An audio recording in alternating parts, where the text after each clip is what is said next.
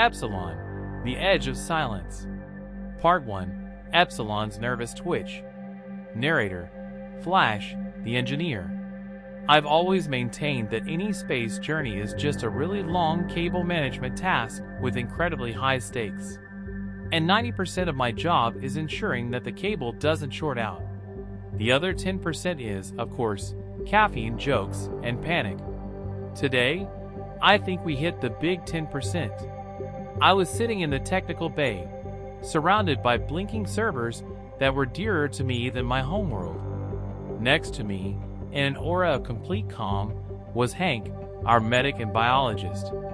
He was busy retrieving a sample kit for alien spores, looking like a barista preparing a rare tea blend. Aurora, her voice came through the speaker above my station. I could bet she sounded bored even through the audio channel. Esteemed mission personnel, 3 minutes and 45 seconds remain until we exit hyperspace. I remind you that the arrival zone is classified as concerning orange. Be witty, but exercise caution. I immediately keyed the intercom. I am confident, Aurora, that you could phrase that more positively. For instance, an exciting adventure lies ahead, where the chance of survival is higher than your percentage of irony. I love when an AI gets annoyed. It means I'm doing my job right. I could hear Doc, our captain, the very image of calm and sarcasm, muttering something on the bridge. Doc, at 40, was already a legend, but his command style made us think he either considered us immortal or just genuinely disliked silence.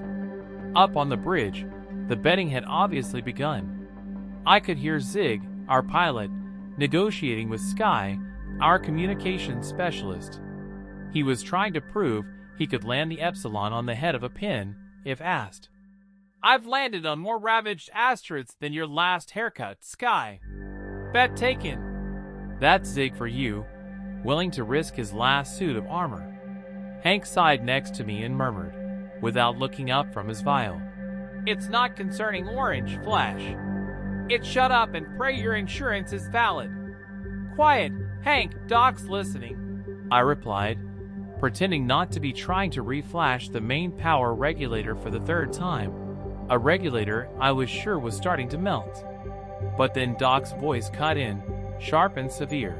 We are not here for fun or for wagers, but to find and understand this thing. The previous group, by the way, was twice as experienced as we are. Readiness for jump exit, Zig. That was his favorite line. You are brilliant, but suicidal children. Then Zig counted down. 3, 2, 1. The sharp, familiar jolt hit, and the stars dissolved, then scattered. We dropped out of hyperspace. My sensors immediately shrieked, logging the external environment, Xylos. The planet looked like an art piece that someone had badly photoshopped. Aurora, atmospheric analysis Xylos 7.0. Oxygen-nitrogen mix, breathable. Life is extraordinarily active. My sensors detect an abnormally high level of bioenergy within those orange veins. I nodded. My job was analysis, and I relied on Hank to keep me stable. Flash, how is that amplified receiver of yours? Doc's voice was demanding. This was my time. I pulled out my favorite old, analog transceiver. I believed in the old tech. When everything else fails, this thing survives. Tuning in. I'm using that antique transceiver you gave me, document. It's analog. It should cut through any digital interference.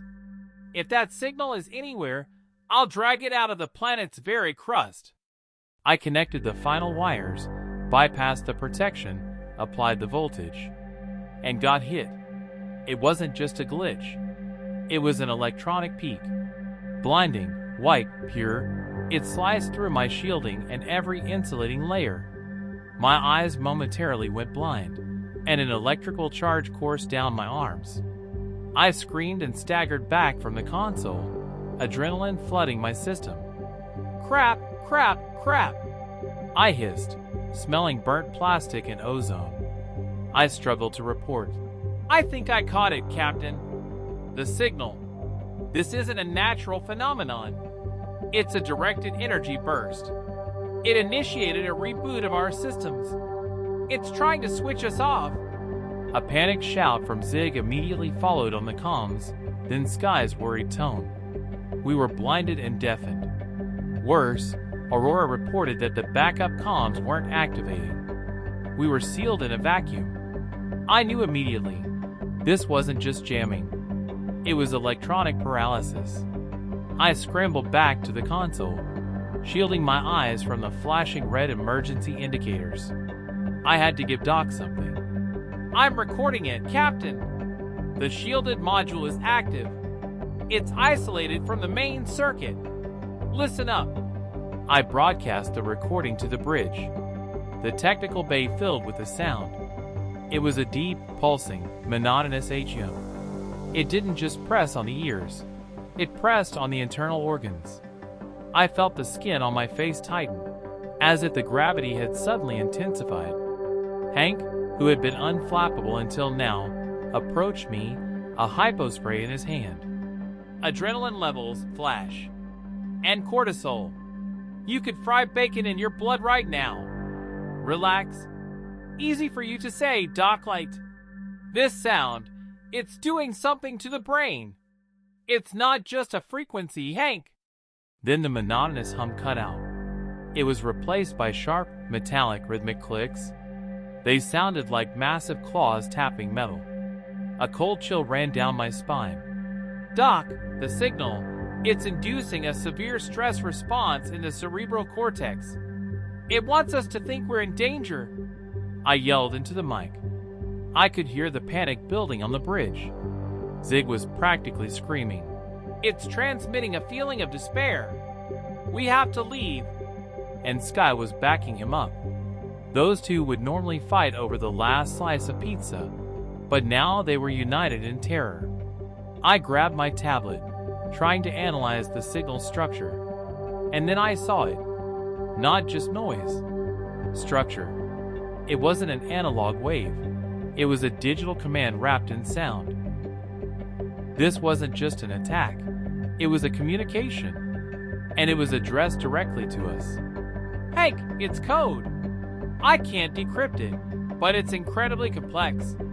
Someone is very, very unhappy about our visit. I was desperately searching for a way to sever the transmission before this acoustic attack turned my crew into a bunch of neurotics. Aurora immediately supplied. I have received a reciprocal transmission to our signal. Analysis shows, await. Contact is inevitable. Contact is inevitable. Thanks, Aurora. That's so helpful. The lights on the bridge went dark. I realized, if I didn't shut down this signal now, it would breach the ship's internal network and seize Aurora. Then we'd all be brain dead. Hank, brace yourself. I need to short-circuit the receiver to kill it. Permanently. I frantically started splicing wires, knowing I was about to murder my beloved transceiver. But it was an analog hero that had to die to save us. When I connected the wires, a massive, white flash illuminated the bay. A deafening bang shook the compartment. I fell back, hitting the wall, but at least the technical bay was silent. I was breathing heavily, feeling the blood pulse in my temples. Doc, it's Flash. I killed it. The receiver is dead, but we're alive. I heard Doc's voice, the sound of absolute authority. Control restored. We are going to land. Land?